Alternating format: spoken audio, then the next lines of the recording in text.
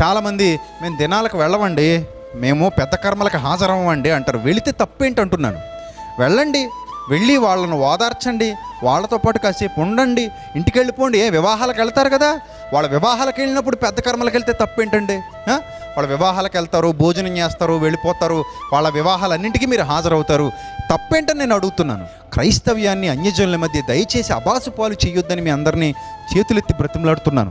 తెలివిగా ఆలోచించండి, బైబిల్ బాగా నేర్చుకోండి. దేవుడు ఏది చేయమన్నాడు, ఏది వద్దన్నాడు, ఎలా ఉండమన్నాడు, ఎలా ఉండొద్దన్నాడు, ఈ క్లారిటీ మనకు ఉండాలి. విందు జరుగుచున్న ఇంటికి పోవటం కంటే ప్రలాపించుచున్న వారి ఇంటికి పోవటం మేలంటున్నాడు దేవుడు.